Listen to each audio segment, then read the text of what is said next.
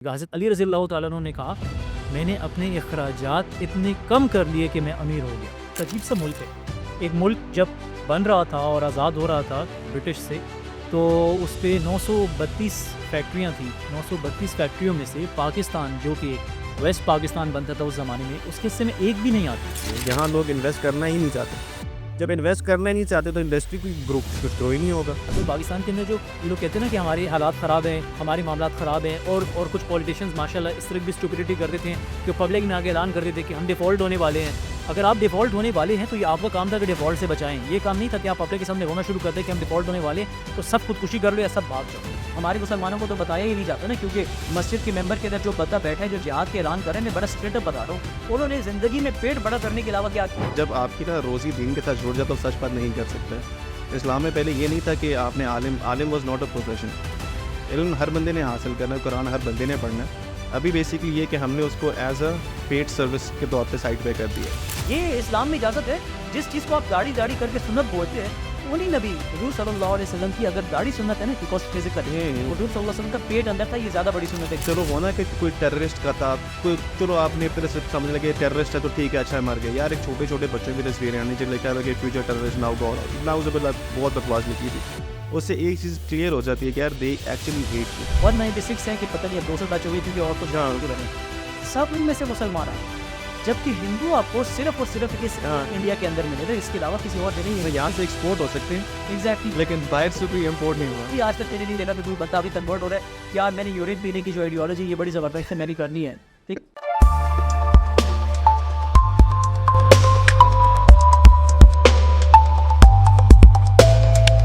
अच्छा, तो सीन इस तरह का है ना कि पहले बेसिकली ये पॉडकास्ट हमने करनी, आई थिंक पिछले साल से हमारा प्लान था करने का, बट उस time our goals were not exactly to start with this topic. अभी बेसिकली सीन ये है कि मेरा तो क्योंकि ये था कि मैंने तो पिछले 10 साल एजुकेशन में गुजारे हुए हैं ना, सो मेरा मूड ये था कि पाकिस्तान में मैंने जब बात करनी है, I want to educate the message about काफ़ी और टॉपिक्स के बारे में, और फैक्ट्स वर्सेस फिक्शन का मेरा मेन कॉन्सेप्ट ये था। अभी बेसिकली ये सीन है कि कोई बंदा भी उठता है, कोई बंदा भी बन के जो है ना, जी मैं न्यूज़ चैनल चला रहा हूँ, विदाउट एनी ऑथेंटिकेशन न्यूज़ छाप दी, ये छाप दिया, वो छाप दिया। इससे नुकसान ये हो रहा है कि कोई भी बंदा उठ के कोई भी बात कर सकता है और वो फैल जाती है पागलों की तरह। प्रोपेगेंडा बेसिकली कहते हैं जिस चीज़ को है। ट्विटर हमारा बंद था, वो खोला इसलिए गया था ताकि बेसिकली उनको भी यहाँ से हम एक जवाब दे सकें, बिकॉज़ ट्विटर के ऊपर इंडिया ने ऐसी-ऐसी बोंगियाँ मारी हैं ना, क्वेटा को आग लगी है जी, कराची जल गया है, लाहौर स्टेडियम पता नहीं, लाहौर पोर्ट भी आई थिंक बीच में उन्होंने बोंगी मारी थी।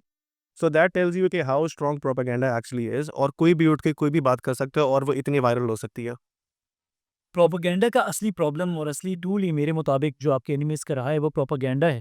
और उससे आज से नहीं, 1947 जब से पाकिस्तान शुरू हुआ है, तब से हमारे बारे में हमारे लोगों को एक फ़ॉल्स इमेज, एक झूठ फैलाया जाता है। मुझे ये लगता है ये मेरा अपनी आइडियोलॉजी है, बिकॉज़ मेरी बहुत सारी आइडियोलॉजी और मेरी जो इनिशियल तरबियत रही है उसमें दीन का बहुत दखल रहा है मेरी वालिदा की वजह से। तो मैं हमेशा से बिलीव किया है जो अहादीस हम लोग तक पहुँचती थी ग़ज़व हिंद के बारे में, बहुत सारे पाकिस्तानी उलमा, डॉक्टर इसरार अहमद और बहुत सारे सूफ़ी हज़रात, ज़ाविया करने वाले जो प्रोग्राम कर रहे थे, अशफाक अहमद साहब, they used to speak a lot about Pakistan और इसका रोल मुस्लिम उम्मा के अंदर, और लास्ट स्ट्रॉन्ग होल्ड और इस्लाम का आखिरी किला और इस तरह की बातें होती थी। और हम बहुत बिलीव करते थे when I was a child. वक़्त के साथ-साथ इतना प्रोपेगेंडा हुआ कि मैं उस बिलीफ से निकलता गया। लेकिन जब आज मैं मुड़ के वापस देखता हूँ तो मुझे रियलाइज़ होता है कि एक अजीब-सा मुल्क है। एक मुल्क जब बन रहा था और आज़ाद हो रहा था गोरे से, वेस्टर्न वर्ल्ड से, ब्रिटिश से, तो उस पे 932 फैक्ट्रियाँ थी। 932 फैक्ट्रियों में से पाकिस्तान, जो कि वेस्ट पाकिस्तान बनता था उस ज़माने में, उसके हिस्से में एक भी नहीं आती। 921 चली जाती हैं इंडिया के पास, 11 चली जाती हैं बांग्लादेश में जो हमारे भाई थे ईस्ट पाकिस्तान के पास। इसी तरह जो उस ज़माने के अंदर जो आपको वेपनरी मिलनी थी, इसके अंदर जो आर्मर्ड डिविजन्स थे, जो आर्मर्ड व्हीकल्स थी, 350 के लगभग बताई जाती हैं, जिसके अंदर टैंक्स और एबीसीज़ आते हैं उस ज़माने के हिसाब से। और वो ज़माना बहुत इंपॉर्टेंट था बिकॉज़ एंटी आर्मर्ड वेपनरी इतनी आम नहीं थी, ना ही हमारे पास थी। तो इंडिया के हिस्से में 350 आ जाते हैं और पाकिस्तान के हिस्से में एक भी नहीं आती।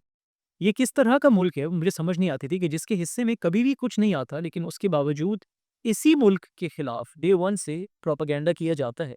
समहाउ, क्योंकि उनको एक बात रियलाइज़ होती थी कि ये क्यों कर कैसा मुल्क है जो गिरता नहीं है, जिसके पास ना कोई इंडस्ट्री थी, जिसके पास ना कोई मिलिट्री कैपेबिलिटी थी, ना हमने इनको कोई चीज़ दी। जो एक चीज़ इनके पास थी, जो इनको मिलनी चाहिए थी, वो था पानी। जो हमारा ये पूरा मसला अब हुँ। सामने बार-बार पेश किया जाता है, कश्मीर दे दे। कश्मीर एक छोटा-सा खित्ता है। मुझे आज तक समझ नहीं आ रही कि इतना बड़ा इंडिया है, इतना बड़ा पाकिस्तान है, सो ये एक छोटे से खित्ते के ऊपर इतना प्रॉब्लम क्यों? जिधर मुस्लिम पॉपुलेशन भी ज़्यादा थी, लास्ट मिनट पे वहाँ का राजा इंडिया के साथ साइड कर जाता है, जिस चीज़ की कोई इजाज़त मेरे इन्फॉर्मेशन नॉलेज के मुताबिक नहीं देनी चाहिए थी। बिकॉज़ एक मुस्लिम मेजॉरिटी रीजन था और हमारे साथ बॉर्डर वाइज़ लिंक्ड था। So the only problem that later on I realised was कि जो एक वेपन ऐसा था जिससे आप एक पूरे मुल्क को ख़त्म कर सकते हैं, वो पानी था। और हमारा सारा का सारा पानी श्योक चाइना से निकलता है। आप मैप चेक कर ले, मैप हम लोग साथ लगा भी देंगे। श्योक चाइना से निकलता है, कश्मीर में से होते हुए पाकिस्तान आता है। इंडस चाइना से निकलता है, कश्मीर में से होते हुए पाकिस्तान आता है। सतलुज, ब्यास, रावी चाइना में सॉरी कश्मीर में से निकलते हैं, पाकिस्तान में दाखिल होते हैं। और नीलम झीलम, नीलम तो इनफैक्ट बेचारा दाखिल ही इंडिया से होके फिर हमारे अंदर मुड़ के वापस दाखिल होते हैं। सो अगेन नीलम झीलम भी इंडिया के अंदर यानी कश्मीर जिसको हम basically Kairon because it's occupied, तो वो उसके अंदर से दाखिल होके हमारे तक आता है। सो ये सारी की सारी वेपनरी जो वो पहले अपने पास रख चुके थे, उसके बाद एक बिलीफ सिस्टम को तोड़ने के लिए जो एक वेपन उनके पास था वो पानी था, जिसको हमने इंडस बॉर्डर ट्रीटी के तहत कुछ ना कुछ प्रोटेक्ट किया। सो आखिर इस कौम के पास ऐसा क्या था, जिसके लिए इतना प्रोपेगेंडा करने की ज़रूरत पड़ती है? जब मैं हिस्ट्री में देखता हूँ, तो मुझे इसकी मिसाल मैं अपने आप को कुछ नेक नहीं कह रहा हूँ, मैं इस कौम को कोई ख़ास मुस्लिम नहीं बना रहा हूँ, लेकिन अंबिया के टाइम पे अलैहिस्सलाम मैंने नोट किया है कि जब भी वो आते थे, तो वो प्रोपेगेंडा नहीं करते थे। आज तक हुज़ूर सल्लल्लाहु अलैहि वसल्लम के अगेंस्ट प्रोपेगेंडा मिलेगा।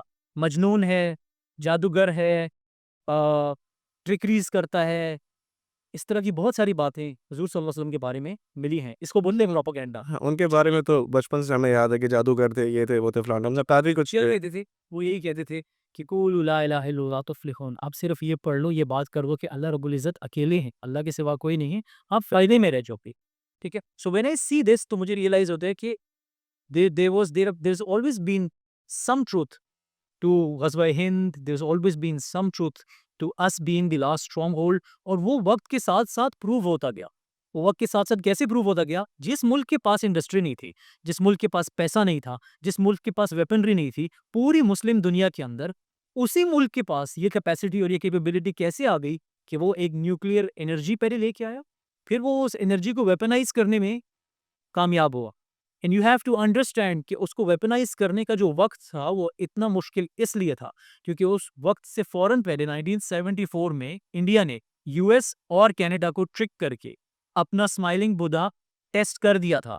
उन्होंने अपने न्यूक्लियर वेपन टेस्ट कर दिया था और उसकी वजह से पूरी दुनिया में ये टेक्नोलॉजी अपने पास लेके आने की और इसको वेपनाइज़ करने के जो रूल्स थे, वो इतने सख्त कर दिए गए थे कि कोई मुल्क सोच भी नहीं सकता था। चीज़ आए कि ऐसा मुल्क कि जिसके पास पहले ही इकोनॉमिकली कुछ ना हो, मिलिटरीली कुछ ना हो, वो मुल्क दुनिया की नाक के नीचे से इसको अचीव करनी।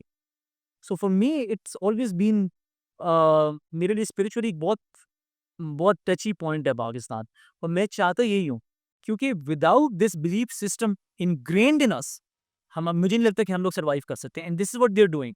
मैं आपसे बहुत ज़्यादा टाइम ले रहा हूँ, लेकिन this is what they are doing. मुफ्ती बहीनी लेके आए बांग्लादेश में। मुझे नहीं पता आप लोग को इसके बारे में पता है कि नहीं, रिसर्च कर लीजिएगा मुफ्ती बहीनी क्या थी।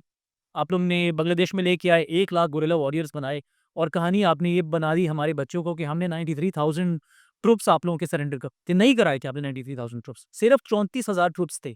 उसके बाद जो सरेंडर में आपने लोग डाले गए उनके बच्चे, उनके एनसीबी, उनकी बीवियाँ, क्लर्क्स, नर्सें, डॉक्टर्स ये सब आपने गिने थे, पहली बात। दूसरी चीज़ बीएलए। बीएलए के अंदर सिमिलर टैक्टिक्स अपनाई जा रही है कि बीएलए को भी किसी तरीके से तोड़ा जाए, बिलीफ सिस्टम तोड़ना है सबसे पहले।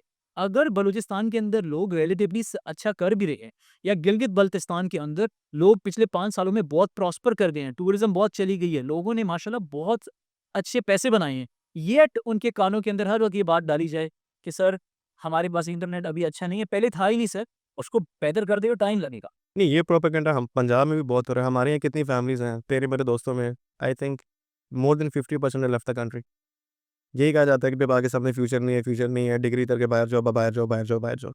काफ़ी लोग यहाँ भी काम कर रहे हैं, इंजीनियर्स भी हैं, आईटी की फील्ड में भी काम कर रहे हैं। आई अंडरस्टैंड कि इंडस्ट्री थोड़ी कम है, ऑब्वियसली यहाँ मैन्युफैक्चरिंग उस लेवल की नहीं हो रही, इंडस्ट्री उस लेवल की नहीं है, बट बाकी फील्ड्स भी हैं और वो ग्रो कर रही हैं पाकिस्तान में। सिर्फ ये नहीं कि सारे के सारे बस बाहर चले जाएँ यहाँ से। एक मेंटालिटी इस्लामाबाद, बेटी लाहौर, कराची जितने बड़े शहर हैं ना, यहाँ जिनके पास पैसा है, उनके पहले माइंड में क्या चीज़ होती है, दूसरा पासपोर्ट लेने के बच्चों को बाहर भेजना। ये भी मेंटालिटी कहाँ से आई है? यहाँ लोग इन्वेस्ट करना ही नहीं चाहते। जब इन्वेस्ट करना ही नहीं चाहते तो इंडस्ट्री कोई ग्रो कुछ ग्रो ही नहीं होगा। जब आपने सारा पैसा उठा के कहा कि भई काम करते हैं, लेट्स ठीक, आई नॉट अगेंस्ट कि you spend money for better education, higher education, लेकिन यार यहाँ भी कोई थोड़ा इन्वेस्ट कर लो। It's not a bad thing. Pakistan के अंदर अगर आप रिटर्न्स देखें, रेट ऑफ रिटर्न्स देखें, हमारा प्रॉब्लम एक चीज़ जो मैंने नोट की है वो ये है कि हम हर चीज़ दूसरे के साथ कंपेयर करते हैं। नॉट नेशनली, ओवरऑल अपनी ओवरऑल लाइफ के अंदर देखिए आप क्या बनना चाहते हैं, आप क्या अचीव करना चाहते हैं, आपके लिए सक्सेस क्या है?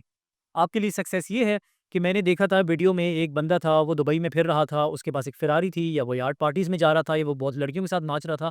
Now come back to your original morals. आपके ओरिजिनल मॉरल्स या किसी भी बंदे के ओरिजिनल मॉरल्स से कहाँ से आते हैं? 2 तरीके होते हैं, या आपके लिबरल मॉरल्स हैं या आपके डिवाइन मॉरल्स होते हैं। हमारे डिवाइन मॉरल्स हैं, हम लोग एक दीन को फ़ॉलो करते हैं जिसका नाम इस्लाम है, हम उसके बहुत अच्छे फ़ॉलोवर्स नहीं हो सकते। हम बहुत अच्छी मिसाल नहीं हैं, हम बहुत अच्छे मुस्लिम्स नहीं हैं। लेकिन अगर आप अपनी प्राइम मॉरल्स को देखें और आप देखिए द कॉन्सेप्ट ऑफ सक्सेस को क्या था और क्या बना दिया गया है। वो जो कॉन्सेप्ट ऑफ सक्सेस है, उसको दुनिया में कोई अचीव नहीं कर पाया है। आप मुझे इस वक़्त दिखाएँ, आप इसके ऊपर रिसर्च कर लें कि जिस ममालिक के अंदर, जिन ममालिक के अंदर इन चीज़ों की फरावानी बहुत ज़्यादा है, ये बहुत चीज़ें रेडीली अवेलेबल है। उन ममालिक के अंदर जो मेंटल प्रॉब्लम्स हैं, वो उतने बढ़ते चले जाते हैं। इसलिए तो मेरी भी काफ़ी स्टडी। एक हमारे हुज़ूर सल्लल्लाहु अलैहि वसल्लम, हमारे नबी, हमारे रोल मॉडल दुनिया के अंदर, he was a great salesman. His wife was an incredible businesswoman. They had a great business to start off with. But the moment he became a prophet, जब उन्होंने मिसाल सेट करनी थी, तो उन्होंने मिसाल इसकी नहीं सेट की कि मेरा बिज़नेस सिर्फ़ सीरिया तक था, अब देखो मैंने बिज़नेस यमन में भी फैला दिया, इराक में भी फैला दिया है, ये भी मैंने ले लिया, रोमन एम्पायर के साथ भी मैं ट्रेड कर रहा हूँ, ये चीज़ें नहीं थी। What he showed us was the true form of success. So when आप ट्रू फॉर्म ऑफ सक्सेस की तरफ आ जाएँगे ना, तो आपके लिए क्या मैटर करेगा? आपके लिए मैटर करेगा कि मैं क्या वैल्यू ऐड कर सकता हूँ अपने मुल्क के अंदर। फॉरगेट कि आप उससे फ़ेरारी बना पाए हो कि नहीं बना पाए हो। और ये जो स्टोरी नहीं है कि पाकिस्तान में ना लोगों की बाइंग पावर कम हो गई है। आप इस वक़्त जाएँ, पावर कम नहीं आप इस साल के स्टैट्स निकालें, सिविक और सिटी दोनों की प्राइसेज़ 50% से नहीं 100% बढ़ गई हैं पिछले 2-3 सालों के अंदर। जो गाड़ी आपको 40 लाख में मिलती थी, वो गाड़ी आपको 90-90 लाख रुपए की मिल रही है और 2024 में सिटी और सिविक दोनों की 47% सर्ज की थी सेल्स। यानी आपने पैसे भी डबल से ऊपर कर दिए और सेल भी जो है वो 47% सर्ज कर गई। नहीं, वो छोड़ो ना, कभी तूने देखा कि निशात और खाड़ी पे रश ना हो? हाँ, एग्ज़ैक्टली, एग्ज़ैक्टली। वो डोरा जो आप 5-7 रुपए में लेते हुए सोचते थे, 30-30 हज़ार रुपए के अंदर लोग ले रहे हैं। द ओनली प्रॉब्लम इज़, मैं आप लोग को एक बात बताना चाहता हूँ, पाकिस्तान के अंदर जो ये लोग कहते हैं ना कि हमारे हालात ख़राब हैं, हमारे मामलात ख़राब हैं, और कुछ पॉलिटिशियंस माशाल्लाह इस तरह की भी स्टुपिडिटी कर देते हैं कि वो पब्लिक में आके ऐलान कर देते हैं कि हम डिफ़ॉल्ट होने वाले हैं। अगर आप डिफ़ॉल्ट होने वाले हैं, तो ये आपका काम था कि डिफ़ॉल्ट से बचाएँ। ये काम नहीं था कि आप पब्लिक के सामने रोना शुरू कर दें कि हम डिफ़ॉल्ट होने वाले हैं, तो सब खुदकुशी कर लो या सब भाग जाओ। आप मुझे ये बात बताएँ कि हम डिफ़ॉल्ट कैसे होते हैं? या जब हम कहते हैं कि हमारी इकोनॉमी ख़राब है, तो वो होती क्या है?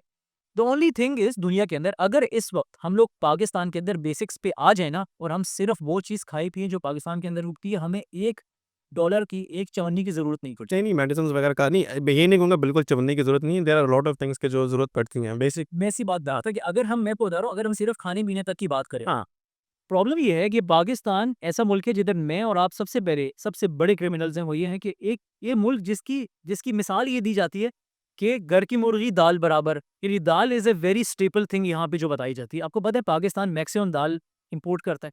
पाकिस्तान अपनी दाल नहीं प्रोड्यूस करता। ब्राज़ील जैसे मुल्क से आप दाल इंपोर्ट कर रहे हैं। सो जब आप इंपोर्ट करने चाहते हैं ना, तो आप स्टेट बैंक के पास जाते हैं। हो सकता है आपके पास 10 अरब रुपए पड़े हों यहाँ पे बिज़नेसमैन के पास। लेकिन वो ब्राज़ीलियन ब्राज़ीलियन काउंटर पार्ट को 10 अरब रुपए दे के दाल नहीं ले सकता है। न्यू बस डॉलर्स वो लाइक। ब्राज़ीलियन काउंटर पार्ट के पास जाएगा, बेशक 10 अरब हों। वो कहेगा सर मुझे 10 अरब नहीं दें, मुझे 10 अरब के बराबर के डॉलर्स दें। आप कहते हैं डॉलर तो मैं खुद नहीं छापता।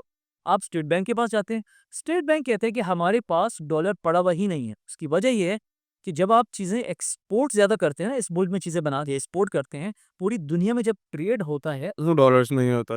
तो आपके पास बदले में वो डॉलर देते हैं आपको और आपसे चीज़ खरीदते हैं। तो आपके बैंक पे डॉलर रिज़र्व बढ़ता रहता है, बढ़ता रहता है, बढ़ता रहता है। हमारा प्रॉब्लम ये है कि हम लोग कुछ एक्सपोर्ट कर नहीं रहे होते, तो हमारा डॉलर रिज़र्व डिप्लीट होता रहता है, क्योंकि हम हर वक़्त चीज़ें इम्पोर्ट कर रहे होते हैं, खरीद रहे होते हैं। सो इस एक बिना पे, इस एक वजह पे जो हमारी अनलिमिटेड ख्वाहिशात हैं ना, हमने न्यूटेला भी खानी है, हमने प्रिंगल्स भी खाने हैं, हमने ओरियो भी खाने हैं। मैं एक बड़ी छोटी-सी मिसाल दे रहा हूँ समझाने के लिए कि हम लोगों के शिकंजे में आते क्यों हैं, हम उनके हाथ में आते क्यों हैं। इस चीज़ के लिए हम लोग उस एलसीओ खुलवाने के लिए आईएमएफ के पास जाते हैं। हम आईएमएफ के लिए इसलिए नहीं जाते कि हमें पैसे दे दो, हमारे लोगों के पास गंदम नहीं है खाने के लिए या चावल नहीं है खाने के लिए, वो हाँ, नहीं एलसी के लिए हम डेफ़िनेटली। एलसीज़ के लिए आते। अदरवाइज़ अगर हम लोग फॉर 10 इयर्स इस चीज़ पे आ गए ना जो हमें ओरिजिनली सिखाई गई थी, अगर हम हज़रत अली रज़ियल्लाहु तआला अन्हु का एक कॉल मैं आपको बता देता हूँ, क्योंकि पूरी इकोनॉमिक प्रॉब्लम सॉल्व कर देगा। हज़रत अली रज़ियल्लाहु तआला अन्हु ने कहा, मैंने अपने अखराजात इतने कम कर लिए कि मैं अमीर हो गया। ये जो हमें मिसाल दी जाती है ना, जितनी चादर उतने पाँव फैलाए, अगर इन 2 बातों को, 2 अक़वाल को हम लोग सीरियसली फ़ॉलो कर लें, तो मेरे मुताबिक in a very short span of time हम लोग इन प्रॉब्लम से आज़ाद हो जाएँगे। और उसके बाद हमारे जितने बच्चे बाहर जाते हैं, I would be really happy कि वो बाहर जाएँ। इसको भी नेगेटिव दिखाया जाता है, ब्रेन ड्रेन हो रहा है। सर बाहर जाएँ, उनको दुनिया के टॉप लेवल्स पे जाके पढ़ने दें, उनको डॉलर्स कमाने दें, उनको अपने मुल्क में वो डॉलर भेजने दें। ये भी एक तरीका है हमारे रिज़र्व्स बढ़ाने का। रेमिटेंस तो आई थिंक बहुत ज़्यादा है। जब डॉलर्स यहाँ आते हैं तो उनकी फैमिली डॉलर्स तो उठा के नहीं खाती ना। हुँ। उनको यहाँ पे खर्च करने के लिए रुपए चाहिए होते हैं, तो स्टेट बैंक पे डॉलर जाता है, डॉलर के बदले में रुपया उनके पास आता है और हमारे रिज़र्व्स बढ़ने शुरू हो जाते हैं। So it's actually a good thing कि हमारे लोग बाहर जा रहे हैं और वो बाहर मुल्कों के अंदर पढ़ भी रहे हैं, जॉब्स भी कर रहे हैं, बिज़नेसेस भी सेटल कर रहे हैं और उसके साथ वो एक्सपर्टीज़ हासिल कर रहे हैं। और एक गेटवे बनता है ना सर अपना ये अब्दुल कदीर खान साहब को ले लें। अब्दुल कदीर खान साहब जो आपका सबसे बड़ा break in your entire history, सबसे बड़ी achievement, the only probably achievement and weapon जिसकी वजह से राइट पूरा border hostile, left 70% border hostile, वो जो थोड़ा है उनके साथ भी अनफॉर्चुनेटली हमने शिया सुन्नी फसाद की वजह से उनको भी अपने लिए हॉस्टाइल बनाया हुआ है। And yet you are not just surviving, आप दिन ब दिन ग्रो कर रहे हैं। क्योंकि ये प्रोपेगेंडा, ये झूठ है कि हम ग्रो नहीं कर रहे। अब मेरे बचपन के अंदर आप कराची से, मैं कराची में रहा हुआ हूँ 7 साल, ऑलमोस्ट साढ़े 6 साल। कराची से हमने जब आना होता था, कभी-कभी पैसे होते थे तो बाय एयर आ जाते थे। जब पैसे नहीं होते थे तो अम्मी और छोटे बहन भाई बाय एयर आते थे, हम लोग अब्बू के साथ बाय रोड आते थे। बाय रोड हमें 1 रात करनी पड़ती थी, 36 से हमें 40 घंटे लगते थे। लेकिन अब मैं खुद आया हूँ by road and in 16 hours I was in Islamabad. Why? क्या हुआ ऐसा? मोटरवेज़ बन रही, बहुत छोटे पैचेज़ रहते हैं जो नहीं बने हुए। कोई भी बात होती है, पाकिस्तान पहले से बुरा हो गया। मैं जब गिलगित-बल्तिस्तान के अंदर, I am you people know कि मैं टूरिज़्म के अंदर हूँ। जब मैं गिलगित-बल्तिस्तान के अंदर 2017 में, मैं ट्रैवल बहुत पहले से कर रहा हूँ, बट 2017 में जब मैं टूर्स लेके जाना शुरू हुआ, तो 3,500-4 हज़ार रुपए में भी आपको एक डिसेंट होटल मिलता था, क्योंकि वही डिसेंट था वहाँ पे। इस वक़्त आप जाएँ और आप सिर्फ़ होटल्स के स्टैंडर्ड देखिए, आप सर्विसेज़ का स्टैंडर्ड देखिए, आप रोड्स में इम्प्रूवमेंट देखें, और जो लोग आपको बोलते हैं इंटरनेट बेकार है, आप इंटरनेट के अंदर इम्प्रूवमेंट देखें। एससीओ ने जितना इंटरनेट प्रोवाइड किया है, it is the most loss incurring sector SCO का।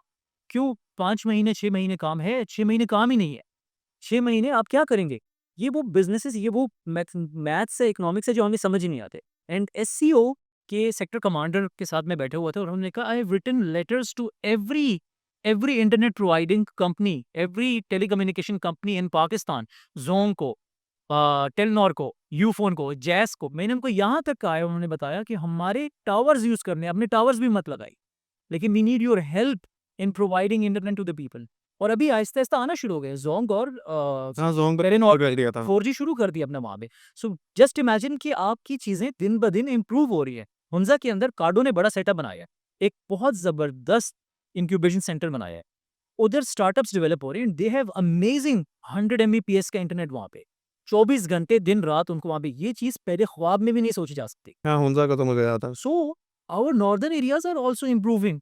ये एक स्टोरी, मैं एक there is a person I know, I won't name him, he used to, when I met him for the first time ना, तो वो अपर कचुगा लेक, अगर आप लोगों को पता है स्कर्दू में, वहाँ पे उनका ट्राउट का सेटअप होता था, बट एक छोटा-सा सेटअप था, उसमें वो ट्राउट फ्राई करके लोगों को देते थे। I met him for the first time in 2018, ठीक है? आज 2025 है, बट 2023 के एंड में ही टोल्ड मी कि इजलाल भाई, non custom paid jeep, even non custom paid Prado भी लेने के लिए आपकी जेब में 40 लाख रुपए होने चाहिए। He had 6 then, he started with nothing, और माशाल्लाह यही काम कर करके उन्होंने 6 बना ली, और अब उस 6 पे वो बिज़नेस कर रहे हैं, तो इमेजिन करें कि वो कितनी इनकम जनरेट कर रहे हैं, इसी मुल्क के अंदर रहते हुए। किसी ने तो आपको सिक्योरिटी प्रोवाइड की ना, किसी ने तो आपको रोड्स बना के दी ना, किसी ने तो माहौल बना के दिया। अच्छा, जगलोट स्कर्दू रोड बनी, जेएसआर, आप इस रोड को पहले देख लेते ना, और जिस वक़्त बन रही थी, आपने भी मेरे साथ ट्रैवल किया होगा, हाँ, हाँ। आपको पता है, मुझे हमें पड़ता 20 घंटे भी लगे हैं, 24 घंटे भी लगे, ऑन एवरेज हमें 14 घंटे लगते थे जगलोर से स्कर्दू तक। अभी जगलोर से स्कर्दू तक ऑन एवरेज 3 घंटे लगते। उसके ऊपर भी ये एतराज़ शुरू हो गए कि इसमें से इतने टनल्स निकलने चाहिए थे, ये इस तरीके से बननी चाहिए थी। वो लोग बात कर रहे हैं जिन लोगों ने ज़िंदगी में कभी सिविल इंजीनियरिंग पढ़ी भी नहीं है। जिन लोगों को ये नहीं पता कि इसके बीच में से टनल निकालने के लिए कितना बजट चाहिए था और हमारे पास ओरिजिनली बजट था कितना।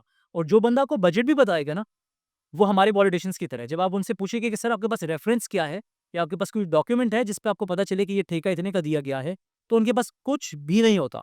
मैं अभी एक वायरल वीडियो देख रहा था, जमात इस्लामी के साथ थे और नाम नहीं लेता हूँ, आपको उनका क्लिप शेयर कर लीजिएगा।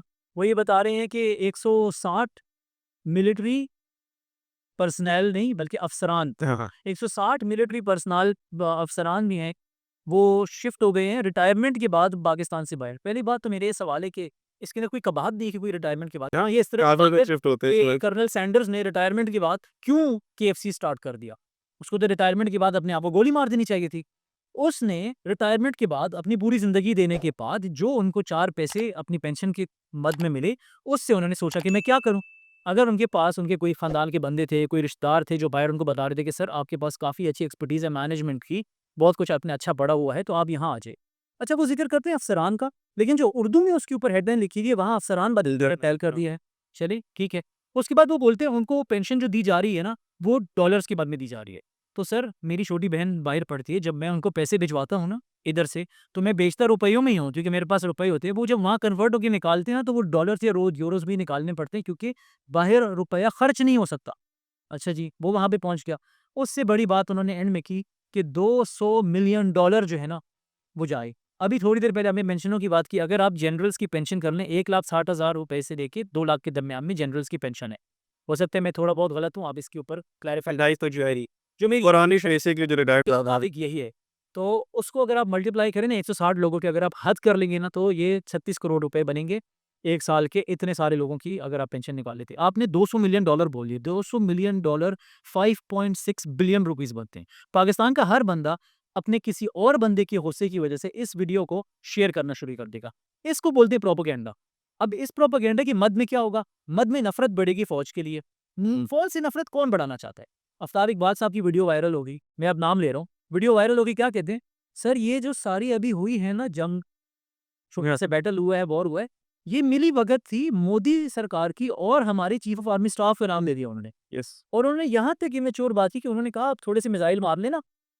इमेजिन करें, वो ये बात करें कि आप थोड़े से मिसाइल मार लेना, जिससे आपका वोट बैंक जो है ना बन जाएगा, एंड देन सडनली हम वो वीडियो की क्लिप मैं आपसे शेयर कर दूँगा। सडनली हमारी चीफ ऑफ एयर स्ट जो हमारे चीफ ऑफ एयर स्टाफ हैं, उन्होंने सडनली क्या किया, प्लान कर दिया इनको बताए बगैर, उन्होंने अटैक कर दिया। तो अटैक हो गया, तो चीफ ऑफ आर्मी स्टाफ को अचानक से पता चला कि ओह! अच्छा ये तो हो गया। आप इमेजिन करें ये एक जर्नलिस्ट जिसको लाखों लोग देखते हैं, हाँ, हमने फारिद वाले से वो आस्क हिम कि हमें सोर्स दें, तो कहते हैं खबर आई है।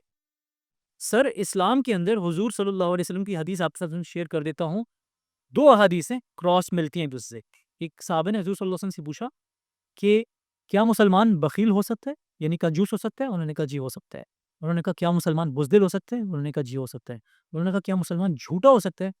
कहा मुसलमान झूठा नहीं हो उसे सकता। उठानी है उसे। और दूसरी हदीस क्या है कि एक बंदे के झूठा होने के लिए इतना काफ़ी है कि वो एक बात सुने, बग़ैर तहकीक के उसको आगे पहुँचा दे, तो ये बंदा झूठों में कंसिडर होता है और झूठा मुसलमान और मोमिन नहीं हो सकता। नहीं, झूठे का तो कुरान में भी अल्लाह ने कि लानतुल्लाहि अलल काज़िबीन, कि झूठे पे अल्लाह की लानत भी है। तो झूठ बोलना इस्लाम में तो आई थिंक इट्स बहुत It's the हाँ, biggest problem। बहुत बड़ा ये और कबीरा गुनाहों में से यानी कि बड़े गुनाहों में से है। यही ये है कि जैसे मैंने वीडियो बनाई, एक छोटी-सी वीडियो बनाई जिसमें मैंने एक्सप्लेन किया कि एक चीज़ बड़ी प्रेडोमिनेंटली बताई जाती है कि मुल्क का 80% बजट फ़ौज के पास चलेगा।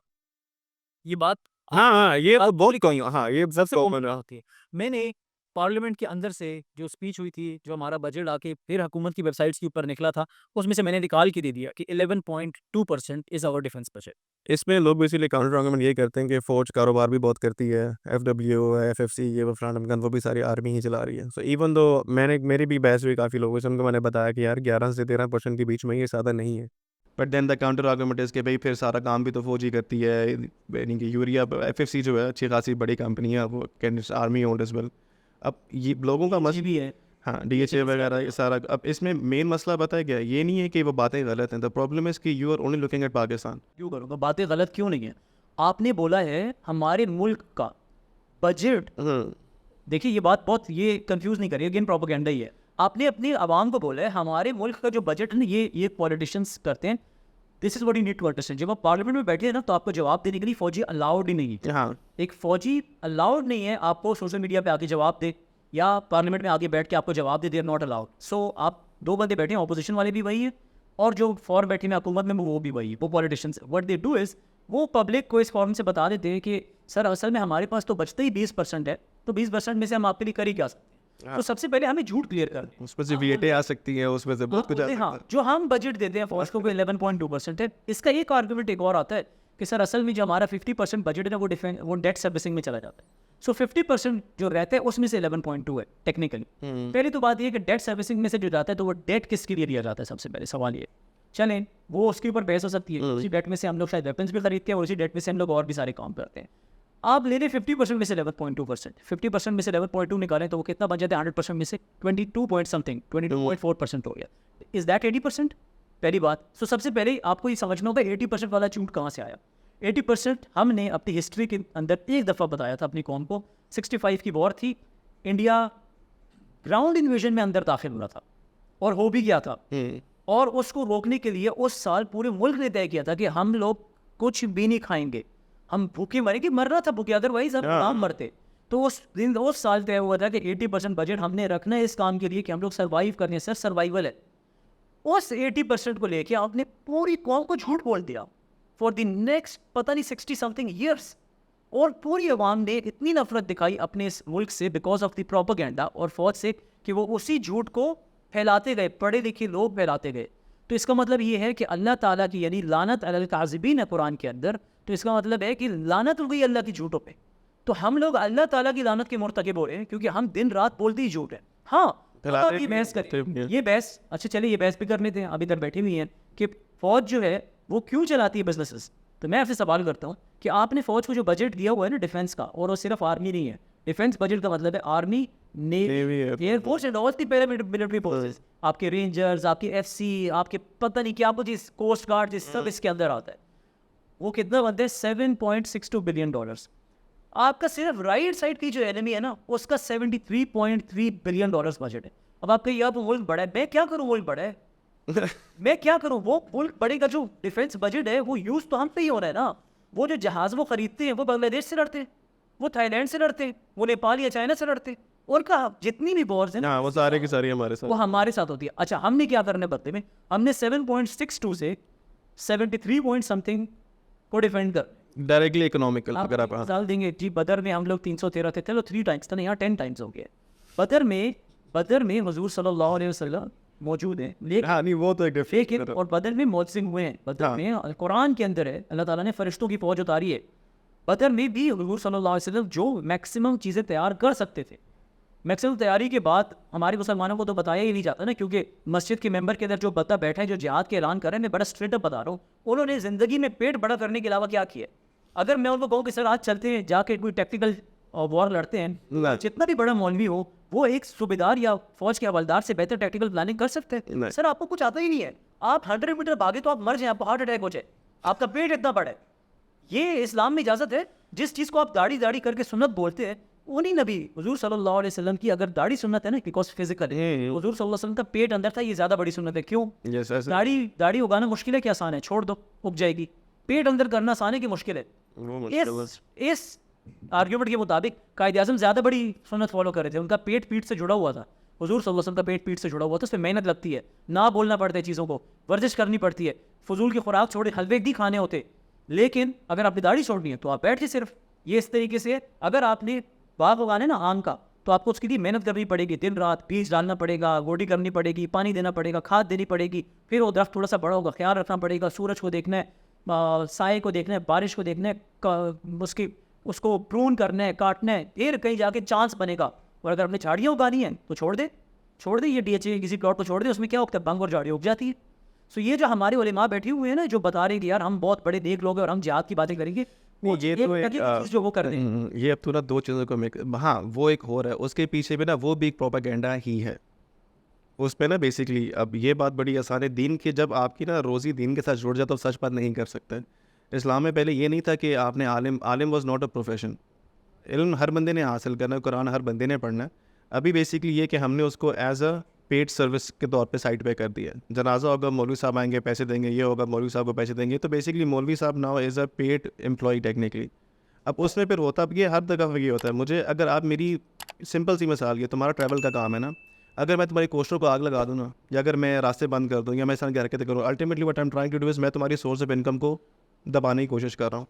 I will become your enemy, मैं तुम्हारा दुश्मन बन जाऊँगा, ठीक है। बिकॉज जो एक मर्द के लिए जो वो कमा रहा होता है ना, उसकी कमाई उसकी ज़िंदगी होती है।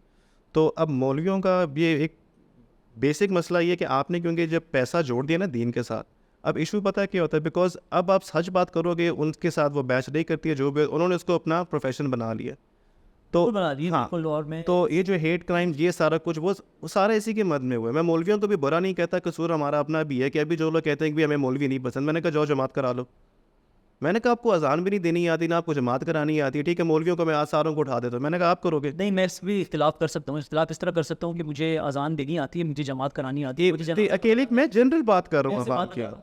मैं वो बंदा हूँ जो काफ़ी अरसे से दीन के साथ कनेक्टेड भी नहीं है। मैं आपको इस वक्त पाकिस्तान के अंदर हज़ारों लाखों यंगस्टर्स दिखा दूंगा जो आपको जमात भी करा के दिखाएंगे, जनाजे भी पढ़ा के दिखाएंगे, अजान भी करा के दिखाएंगे, जुम्मे का खुतबा भी दे देंगे। लेकिन प्रॉब्लम क्या है कि उनको ये जो इदारा बन गया ना, एक इदारा जो बन गया, ये एक भी माफिया बन गया था ये। और thanks, I am really thankful to people like engineer Mohammad Ali Mirza Sahab, I am thankful to people like even Sahil Adeem Sahab जो इस चीज़ को चैलेंज करें। हाउएवर उनके साथ मेरे इख्तिलाफात हैं, उनके साथ जो मेरी इख्तिलाफात हैं, अगेन मैं उसके ऊपर भी आऊँगा कि अगेन उनकी अच्छी बातें भी बहुत सारी जगहों में प्रोपेगेंडा के तौर पे यूज़ हो जाती है। उनकी अच्छी बातों में से क्या अच्छी बात है, सर अपने मिसाइल्स ना एक तरफ सिर्फ मोड़ दे तो इजराइल का स्टांस ऐसा हो जाएगा, अपनी फ़ौज को इस तरीके से टर्न कर दे तो ऐसे हो जाएगा। उनके जो मचाने वाले हैं जो उनकी बातें सुनते रहते हैं, पंप हो जाते हैं। नहीं उनके साथ जब मैं बात कर रहा था तो वो कहते हैं हमारे साहिल अदीम साहब यमन के अंदर जिहाद करके आए हुए हैं। तो मैं साहिल अदीम साहब, I really love you, I really respect you, जो आपने अभी तक काम किया मैं बहुत इज्जत करता हूँ। लेकिन जब आप मिलिट्री की बातें करते हैं तो मेरा आपसे सिर्फ एक छोटी सी रिक्वेस्ट है, हाँ। और मैं चाहूँगा कि ये वीडियो तक पहुँचे। सर आप आएँ, आप मुझे एक टैक्टिकल प्लान लिख दें, मिलिट्री ग्रेड टैक्टिकल प्लान लिख दें कि जिस प्लान के मुताबिक पाकिस्तान, वो मुल्क जो मुस्लिम दुनिया का वाहिद न्यूक्लियर मुल्क विद द ओनली कंट्री जिसके पास डिक्लेयर्ड न्यूक्लियर एसेट्स मौजूद हैं, वो अपनी फ़ौज उठाए और वो एक हमारा भाई मुल्क है लेफ्ट साइड पे ईरान, जिसके दरवाजे हर वक्त हमारे लिए खुले होते हैं। ये मैं तंजन इसलिए कह रहा हूँ ताकि मुझे लगता है लोगों को आजकल तंज भी समझ नहीं आता। जिनके दरवाजे हर वक्त हमारे लिए खुले होते हैं, जो हमें, जो हमारे बॉर्डर्स ही ओपन है सर, हमें वीज़ा ही नहीं चाहिए होता वहाँ के। इसी तरीके से हमारे एक और बहुत खूबसूरत मुसलमान भाई है हमारे एक और साइड पे अफगानिस्तान, जिनके भी दरवाजे हर वक्त हमारे लिए खुले हैं, जिनका आज तक वहाँ से कोई गोली नहीं आई पाकिस्तान, जिन्होंने खूबसूरत सफ़ेद झंडे के ऊपर कलमा ला इलाहा इल्लल्लाह मुहम्मद रसूलुल्लाह लिख दिए, और जो इसलिए बैठे हुए हैं कि सर प्लीज़ आप लोग किसी तरीके से अपनी फ़ौजें यहाँ से गुजारिए और आप ईरान के बाद दाखिल हो इराक़ में, और इराक़ से आप लोग गालिबन सीरिया के बॉर्डर से होते हुए हम लोग एंट्री मारेंगे फ़लस्तीन के अंदर। और वो मुझे ये बात प्रॉमिस कर दे कि सर आप यहाँ से जाएं, ये जो दाईं साइड पे एक बहुत बड़ा अजदा बैठा हुआ है ना, जो जब आप कुल्लन जागे होते हैं ना दिन रात, उस वक्त भी वो मिसाइल मारता है, उस वक्त भी वो आपके बॉर्डर्स इन्वेड करने की कोशिश करता है, उस वक्त भी वो हॉस्टिलिटीज़ कंटिन्यू रखता है, उसको हम लोग आगे रोक लेंगे। ये जो बड़ी बड़ी कहानी की जाती है अफगानिस्तान को लेके, सर अफगानिस्तान वो मुल्क है, मैं आपको प्रोपेगेंडा समझाना चाह रहा हूँ, अफगानिस्तान वो मुल्क है जिसको आप भाई भाई कर रहे होते हैं ना, और हमने उनके साथ, हमारे साथ जो ज्यादती हुई है उस पर हम बहस करेंगे। एक एक्सोडस हो गया जी, उनको निकाला जा रहा है इस मुल्क से, बहुत गलत। उस दिन मैं मौजूद था तुर्खम बॉर्डर पे, मुझे बहुत बुरा लगा, काश के बहुत बेहतर तरीके से हो सकता, पॉसिबल होता। लेकिन जब आप डिटेल्स के अंदर जाएंगे आपको पता चलेगा बहुत सारी चीज़ें पॉसिबल ही नहीं है। इट्स द ओनली कंट्री 1947 में जिन्होंने पाकिस्तान को यूएन या यूनाइटेड नेशंस की जो मेंबरशिप चाहिए थी नई कंट्री को, उसमें दाखिल होने से अपोज कर दिया था। अफगानिस्तान वो मुल्क है, डे वन से इस खित्ते के अंदर ये करते क्या, मुझे सिर्फ आप ये बात बताएं, क्या किया उन्होंने इस खित्ते के अंदर, क्या ऐसी कोई इनकी इजाद है, क्या ऐसी कोई इन्होंने बहुत खूबसूरत ट्रेड रूट्स बनाए हैं, बहुत इस पूरे खित्ते के अंदर इन्होंने वो खूबसूरती लेके आए। आई एम रियली सॉरी, मैं आपको समझाना इसलिए जाऊँ, मुझे कोई इख्तिलाफ नहीं, I love my Afghani brothers, मुझे उनसे बहुत प्यार है, लेकिन आपको ये बात समझनी होगी कि थ्रू आउट हमारा जो ये बॉर्डर है, इस बॉर्डर पे DGISPR ने पूरी conference they the with proofs, with recordings, with videos कि इस साइड से कितना असलहा, कितना बम, कितनी किस्म के एक्सप्लोजिव्स दाखिल होते हैं। और हमारे ABS के बच्चों का शायद आप लोग को भूल गया होगा, लेकिन मैं याद करना चाहता हूँ हमारे कितने बच्चे उसके अंदर शहीद हुए।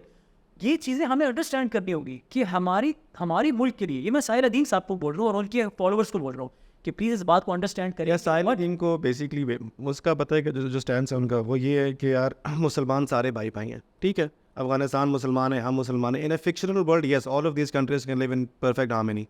सऊदीया डिफरेंट है, यूएई डिफरेंट है, सोमालिया डिफरेंट है, मोरक्को डिफरेंट है, हैं ये सारे मुसलमान मुल्क। हमारा उनसे भी कल्चर भी मैच नहीं करता, सिर्फ रिलीजन ही है, लेकिन वो भी अपनी पॉलिसीज़ अपने मुल्क को पहले रख के बनाते हैं। जितना सऊदीया के पास पैसा, जितना यूएई के पास पैसा, उनमें से किसी एक ने क्यों नहीं सपोर्ट की फ़लस्तीन को डायरेक्टली? नहीं की ना किसी ने, जबकि उनके पास इतना पैसा कि वो 10 फरारियाँ ख़रीद लेंगे, 50 क्रूज़रें ख़रीद लेंगे, सोने के कमोड बना लेंगे, लेकिन they will not openly boycott anything. ये एक है चीज़ ना, उनके अपना मुल्क है, उनके अपने इंटरेस्ट है। पाकिस्तान एक अपना इंडिपेंडेंट सॉवरेन मुल्क है, उसके अपने इंटरेस्ट है। हाँ, मेजॉरिटी मुस्लिम दोनों मुल्क हो सकते हैं, बट रियासतें नहीं, मैं इख्तिलाफ ये इसमें एक पॉइंट लाऊंगा प्लीज़। अगर हम इस तरीके से बात करेंगे तो ऐसा लगेगा कि हम शायद आउट ऑफ सेल्फिशनेस करते हैं। हम मजबूर है, मैं आपको बता दूंगा। चलें आप पूरे मैप थोड़ा सा शेयर कीजिए। हाँ, मैप इसलिए शेयर कीजिएगा कि आप दिखा दें मुझे सारे मुस्लिम हमारे मुस्लिम वर्ल्ड ना एक जगह पे करना है। बांग्लादेश उस तरफ है, इंडिया आते हैं, फिर पाकिस्तान से स्टार्ट हो जाए और वो यूरोप तक चले जाएं, टर्की आते हैं। ये सारे के सारे मुस्लिम ममालिक हैं, सारे के सारे मुस्लिम ममालिक बॉर्डर्स किस तरह शेयर करते हैं, सारे मुस्लिम ममालिक से शेयर करते हैं। वो कौन सा मुल्क है बेचारा किस्मत से जो अपना बॉर्डर एक अजदहा के साथ शेयर करता है? पाकिस्तान है। पाकिस्तान वो मुल्क है जो अपना बॉर्डर शेयर करता है इंडिया के साथ। वो मजबूर है अपनी राइट साइड से, और आप डी क्लासिफाइड डॉक्यूमेंट्स मैं यहाँ पे शेयर कर दूँ। डी क्लासिफाइड डॉक्यूमेंट्स जो यूएस की CIA के निकले थे, उसके अंदर से ये इन्फॉर्मेशन भी प्रोवाइड की गई थी कि इजराइल ने, जब हम लोग 80s में अपने खान रिसर्च लेबॉर्ट्रीज यानी काउटा रिसर्च लेबॉर्ट्रीज बना चुके थे ना, ये दोनों नाम यूज़ होते हैं KRL के लिए, तो उन्होंने पूरा एयर स्ट्राइक मिशन प्लान किया था इंडिया के साथ कि सर और तो कुछ हो नहीं रहा। प्रोपोगेंडा तो वो आप लोग पैदा ही नहीं थे, मैं पैदा ही नहीं था, हमें पता ही नहीं है। प्रोपोगेंडा पाकिस्तान के ऊपर इतना हुआ था, टेररिस्ट स्टेट, इस्लामिक बॉम्ब, इतनी सारी कहानियां उन्होंने की थी कि ये आएंगे तो पूरी दुनिया को तबाह कर देंगे, ये पूरी जगह का स्टेबिलिटी तबाह कर देंगे। वाई? बिकॉज इंडिया के पास बॉम्ब था। ये सदाम के बारे में भी यही कहा था बिल्कुल। बट सदाम हुसैन का मसला ये था कि वो एक और मुस्लिम कंट्री को फिर भी इन्वेड कर रहा था। हमारा ये था कि हमें राइट साइड से हम बहुत बुरी तरह इन्वेड हो सकते थे। हमें अपनी सॉवरेनिटी बचानी थी, और सिर्फ अपनी नहीं बचानी थी, हमारी बॉम्ब लेने के बाद इस पूरी बेल्ट के मुस्लिम कंट्रीज़ को क्या इंडिया उसके बाद बुली कर सकता था? वो पहले हमें तो बुली करे ना, वो पहले हमें बुली करे तो अगली बात होगी। हाउएवर हमारा जो मिसफॉर्चून रहा है वो एक बहुत बड़ा मसला है इस्लाम के अंदर और मुस्लिम उम्मा के अंदर जो डाला गया बहुत शुरू से, वो सुन्नी शिया फसाद था। हमारा लेफ्ट पे बहुत मुल्क है, मुझे बहुत पसंद है Iran, to be very honest, I absolutely love Iran. हुजूर सल्लल्लाहु अलैहि वसल्लम की बहुत मशहूर हदीस है फ़ारस के लोगों के बारे में। हज़रत सलमान फ़ारसी रज़ी अल्लाह तआला अन्हु एक दफ़ा आ रहे थे तो सहाबा को देखा, हुजूर सल्लल्लाहु अलैहि वसल्लम ने हज़रत सलमान फ़ारसी रज़ी अल्लाह तआला को देखा, कहा अगर 3 सुरैया सितारे भी होता ना तो ये लोग पहुँच जाते उसको। ठीक है, अगर सुरैया सितारे, सुरैया इज़ दिस गालिबन सीरियस कैरेक्टर, इंग्लिश में नॉट श्योर, बट अगर ये वो स्टार पे भी होता ना, वहाँ भी तो होता ना, तो इस फारिस के लोग पर्शियंस पहुँच जाते। इसका पहाड़ की चोटी पे था कि किधर था? नहीं, सीरियस सुरैया सितारे की बात की हुई है। तो आप ये बात देखें कि इतनी मोहब्बत है हुजूर सल्लल्लाहु अलैहि वसल्लम को इस ओवरऑल कल्चर से। समटाइम्स ऐसे होता है कि दीन शायद एक जगह पहुँचे ना पहुँचे, लेकिन उधर एक कल्चर पहले से चल रहा होता है। हातिम ताई का नाम सुना है आपने? Is not a fictional character. Hatim ताई के बेटे सहाबी थे रज़ी अल्लाह तआला, उनका कुछ करके बिन हातिम नाम है। हातिम ताई से हुजूर सल्लल्लाहु अलैहि वसल्लम मोहब्बत करते थे for his generosity.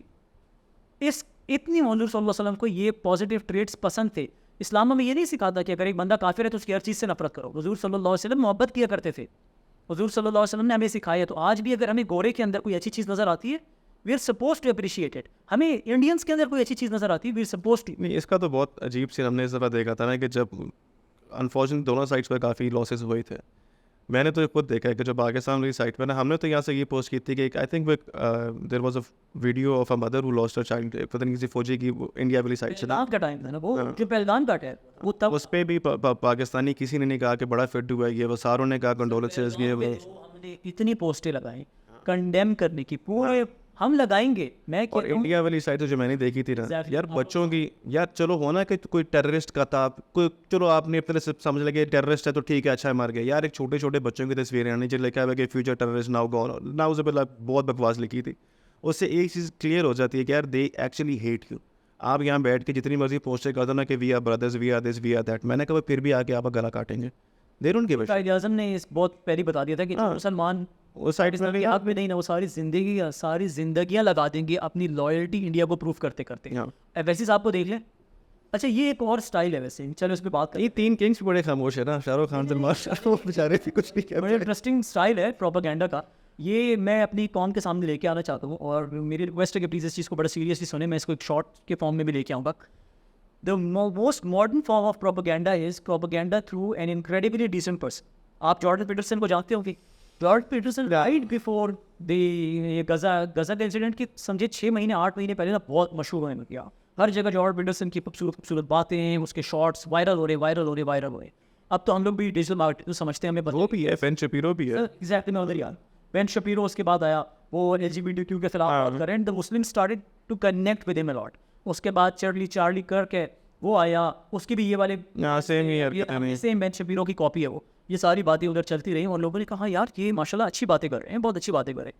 And then suddenly this thing happens, ये जो 7 अक्टूबर आई कंडेम हमास वाला जो मसला हुआ, वो बात शुरू होती है और सडनली वो सारा स्टांस जो है ना वो बदल जाता है। What does it do? It confuses you. You know why? Because आप ये सोचते थे कि यार ये बंदा अच्छा है, ये सही बातें करते हैं तो कुछ सही ही बोल रहा होगा।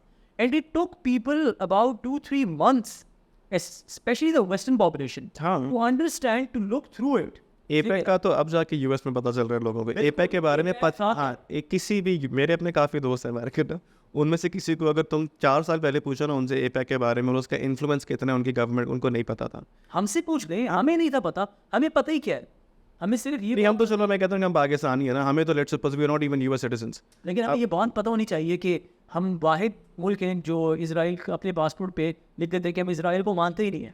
हम उसको एज ए तो हमें पता है कि हमारा एनिमी कौन है। और ये मैं आपको बता दूं, ये जो इतना इंडिया हमारे खिलाफ प्रोपेगेंडा कर रहा होता है ना, देखिए आपको इतना बड़ा मुल्क मिल गया ना आज़ादी के बाद, मसला क्या है? मैं आपसे पूछना चाहता हूँ मसला क्या है? आप हर वक्त आपको हमें ये चाहिए, ये हमारा हिस्सा था, ये हमारा हिस्सा था, इस तरीके से तो मुगल आ जाए, मुगल कहेंगे हमारा हिस्सा। इसका ना वो एक दिन गाना भी है, वो फारिस रफ़ी का एहसास कम तरी की मिसालें बन चुकी थी। बेसिकली ये वो है। अब सरकास्टिकली बोल रहा हूँ बट तुमने कभी देखा किसी बंदे को कि यार वो हिंदुइज्म में कन्वर्ट हुआ? Did anyone convert to Hinduism? नहीं। दुनिया के अंदर कोई मिसाल नहीं है सिवाय इंडिया के अंदर। अगर बीजेपी वाले आपको पकड़ के बाहर, जैसे मैं मिसाल देने लगा था, ये जॉर्डन पीटरसन वाली मिसाल जो है ना, ये मैं लेके आ रहा था अवैसी साहब पे। अवैसी साहब आज से कुछ महीना पहले ना, 2 महीने पहले, 3 महीने पहले पूरे पाकिस्तान में वायरल हो गया अचानक से। मैं पाकिस्तान इंडिया के मुस्लिम्स के लिए खड़ा हूँ, मैं वक्फ बिल के खिलाफ खड़ा हूँ। ही वॉज द वन जो वक्फ बिल काम करता था ना। एंड देन पता है क्या हुआ? जब वक्फ बिल पास हुआ ना तो उसने इस तरह निगारे टिश्यू और आंखों से इस तरह आंसू पोंछे और बड़ा ना रोने की एक्टिंग कि लोगों ने कहा यार ये बंदा जेन्युइनली ना, ये हमारा बंदा है, ये जेन्युइनली ही स्टैंडिंग फॉर जो हम आइडियोलॉजी के लिए खड़े थे। अल्लामा इकबाल साहब ने यही बताया था ना कि जो हम वो इस्लाम है ना, ये टेरिटोरियल चीज़ नहीं है, ये ऐसा नेशन है, वो nation Muslim nation, Muslim nation is based on an ideology, it was never based on territory. और आपको पता है दुनिया में जब भी टेरिटोरियल मसला आएगा ना तो हमेशा जंग बनती है। क्यों? यहूदी क्या कर रहे हैं? ये हमें प्रॉमिस हुआ था लैंड, तो इसमें जो भी बंदा है उसको मार के निकालेंगे। यूएस ने क्या किया? उधर गए रेड इंडियंस को उठा। हमारा क्या होता है? हमें इस्लाम ये बता दे कि आप जहाँ भी जाओ, पूरी दुनिया जो है ना वो आपके लिए मस्जिद बना दी गई है, सजदागाह बना दी। आप जिस जगह पे भी जाओ, ये अल्लाह की ज़मीन है, आप जाओ, आप वहाँ पे अपने दीन फॉलो करो, तभी इससे फॉलो करो। नहीं, इसके मिसाल है, तू खुद भी हज उम्रा तूने खुद भी किया है, कितना बंदा कितनी दुनिया का आता है उधर, और वो सारे के सारे आइडियोलॉजिकल, इसलिए डाइवर्सिफाइड है। 196 मुल्कों को हो गया मेरे ख्याल से, 196 है कि पता नहीं अब 200 टच हो गई क्योंकि और कुछ भी बने। सब इनमें से मुसलमान आते, जबकि हिंदू आपको सिर्फ और सिर्फ इस इंडिया के अंदर मिलेगा, इसके अलावा किसी और जगह यहाँ से एक्सपोर्ट हो सकते हैं। एग्जैक्टली, लेकिन बाहर से कोई इंपोर्ट नहीं हुआ। कोई आज तक तेरे नहीं देखा कि कोई बंदा अभी कन्वर्ट हो रहा है कि यार मैंने यूरिन पीने की जो आइडियोलॉजी ये बड़ी ज़बरदस्त है, मैंने करनी है। ठीक, इस्लाम की खूबसूरती है, इस्लाम वो रिलीजन है, हमने उसको, हमें ना प्रोपेगेंडा का प्रॉब्लम किया है, हमें इस तरीके से दिखाया गया कि इस्लाम कोई बैकवर्ड चीज़ है। प्रोपेगेंडा भी था एंड प्रोपेगेंडा के अंदर उलेमा यूज़ हुए। आपको पता है मेरा, I tell you about an operation exactly, मैं आपको there was an operation coursemate of mine, he conducted it, and you know the Waziristan के अंदर जो जुम्मे का खतीब पकड़ा गया था, वो पता चला कि he was planted as an agent from the age of 11 एक फैमिली के साथ, इधर ही से बड़ा हुआ, इधर ही से पढ़ा, इधर ही मदरसे से डिग्री ली और जाके जुम्मे की खुतबे पे बैठ गया। अब आप इमेजिन करें कि वो क्या क्या बातें करता होगा, उसका पर्पस क्या था, उसको कोई क्वेश्चन नहीं कर सकते।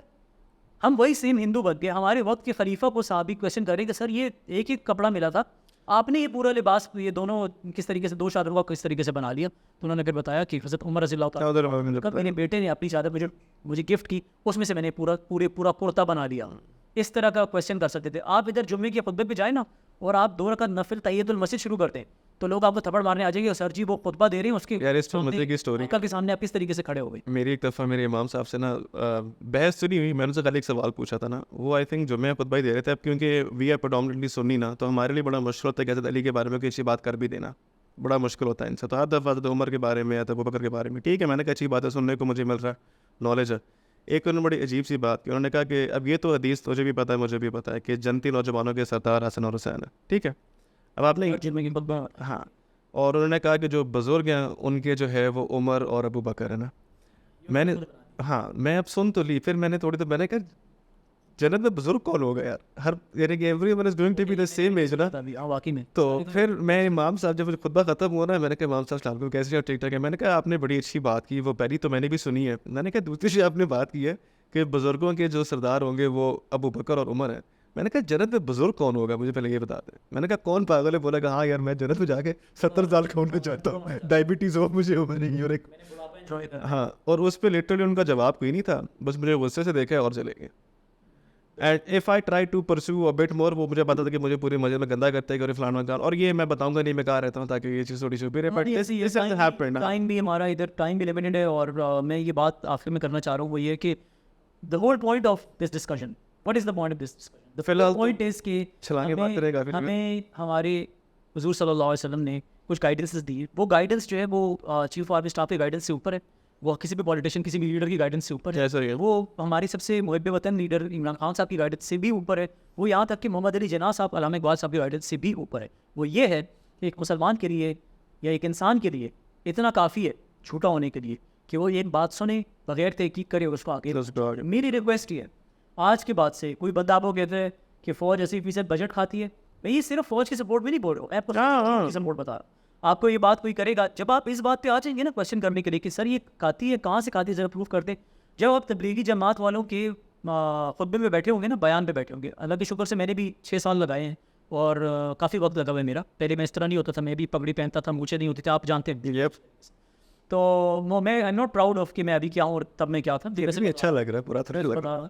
कि वो जब बयान करते हैं ना, तो बयान करते पता है वो क्या बोलते हैं? वो कहते हैं फरमाते हैं, और फरमाते हैं कि आगे हाँ, और कुछ भी लगा दो। मैं एक दिन अपने दादा मरहूम भी अल्लाह ताला उनको जन्नत नसीब करे, मैं उनसे बैठा हुआ था, he was a very calm person. तो उन्होंने, मेरे ताया और मेरे अबू मेरा मुझे डांट भी देते थे कभी कभी, क्योंकि मैं बहुत छोटा था और बहुत तहस करता था। तो मैं बात कर रहा था, तो मेरे दादा ने सारी बात सुनी बहुत सुकून से, और सुकून के बाद उन्होंने मुझे कहा इज़हार बेटा आपने बहुत अच्छी अच्छी बातें की, लेकिन मेरी बस आपसे एक रिक्वेस्ट है कि ये जो आपने बार बार बोला फरमाते हैं, तो ये कौन है जो फरमाते हैं? मतलब इतना आउट ऑफ कोर्स क्वेश्चन था कि मुझे क्या पता है कि कौन फरमाते हैं, तो पता ही नहीं है। तो उन्होंने मुझे ये बोला कि बेटा बस हर कुछ करो, अच्छी बात है, इसमें कोई बुराई नहीं है, लेकिन जो भी बात करो बेटा तहकीक करके। वो दिन था कि जब मैंने तहकीक करनी शुरू की, तो मुझे पता चला कि मेरी ही तबलीगी जमात है तो बहुत अच्छा काम कर रहे हैं, लेकिन बहुत सारी बातें वो मन गढ़ंत और झूठ बयान कर रहे होते हैं। और अच्छी बात भी अगर झूठ की जाए और हुजूर सल्लल्लाहु अलैहि वसल्लम की तरफ उसकी निस्बत लेके जाई जाए, तो ये बहुत बड़ा कुफ्र और गुनाह में पता चलता है। बिदअत तो बेसिक आप डेफिनेशन वही है। ये बिदअत नहीं, ये गुनाह है। हुजूर सल्लल्लाहु अलैहि वसल्लम ने कहा जिस बंदे ने मेरी तरफ कोई बात मंसूब की हो और वो मैंने ना की हो, वो अपना ठिकाना जन्नत में पाएगा, जहन्नुम में पाएगा, ये उन्होंने उसको गारंटी देती है। So be very careful of what you listen to. आपके पास शॉर्ट्स आ रही हैं, आपके पास रील्स आ रही हैं, उसके अंदर सनसनीखेज बातें हो रही हैं, प्लीज़ सारी की सारी बात में उनसे पूछे कि उन्होंने रेफरेंस क्या दिया है, उन्हें आपको कोई रेफरेंस दिया है? अगर नहीं दिया है, क्वेश्चन इट। एंड अगर आप लोग अभी तक ये मुल्क खड़ा हुआ है ना, और आपको नजर आ रहा है आप लोग खड़े हुए हैं और आप लोग जिंदा हैं, और आप लोग से गजा नहीं बना, आप लोग से इराक नहीं बना, आप लोग से लीबिया नहीं बना, जबकि उनके गिर्द मुस्लिम बॉर्डर्स थे, आपके गिर्द मुस्लिम बॉर्डर सिर्फ एक तरफ है, वो भी हॉस्टाइल है, और दूसरी तरफ दुनिया की सबसे बड़ी डेमोक्रेसी, इतनी बड़ी इकोनॉमी हॉस्टाइल खड़ी हुई है, और आप यहाँ पे खड़े हुए हैं ना, तो there something right that we doing. So इस चीज़ पे थोड़ा सा गौर फिक्र करना शुरू करें, और क्वेश्चन उनको करना शुरू करें जो आपको क्वेश्चन कराते हैं दूसरी साइड। इस पे दूसरा एक और चीज़ मैं ये भी ऐड करूँगा, if you guys have any questions, कोई भी चीज़ अगर आपको लगता है कि अगर आपने बात करनी किसी और टॉपिक के बारे में, ऑलरेडी हमने काफ़ी टॉपिक्स रखे हुए आगे, उसमें आर्मी के ऊपर भी है, कश्मीर के ऊपर डिटेल टॉपिक्स आएंगे, and a lot of other stuff as well, but I would also want your opinion, so in the comments try to make sure that you guys आप कम्युनिकेट करें हमसे anything that we have said so far, and if you want to get authentic sources for that, मुझे कोई मसला नहीं, मैं कुछ सारा कुछ आपको प्रोवाइड भी करूँगा। So again thank you very much for listening till now. अच्छा खासा टाइम हमने आपका भी ले लिया, if you still here. So बाकी again the next few topics are going to be related to Pakistan, Pak studies के काफ़ी ऐसे टॉपिक्स जो आपने बचपन में पढ़े थे लेकिन आपको समझ नहीं आए, उनको एक क्लियर लेंस से हम दोबारा एक दफ़ा आपका रिफ्रेशर भी आपको मिल जाएगा। And generally I guess that's it. मेरे ख्याल से आप इसको और लंबा नहीं करते। हाँ, और ये- बस जो क्वेश्चंस हैं आपकी कमेंट्स में प्लीज हाँ, वो बस करें। अगर आपको लगता है कि ये वर्थ शेयरिंग है, इसको शेयर करें, और नहीं भी करते दैट्स परफेक्टली फाइन। आप लोगों ने टाइम दिया, और विल बी कवरिंग बहुत सारे topics, that will be tourism, Pakistan की इकोनॉमिक्स वगैरह। हाँ, अच्छी खासी लिस्ट है। बट अभी हमारा टाइम जो है वो खत्म हो गया मेरे मुताबिक, हमें उठना पड़ेगा इससे पहले कि इससे पहले जो वाले हमें निकालें। नहीं निकाला thank you so much, it was wonderful having you for this conversation, and see you. मैं तो चली मारा था साथ में से बैठ के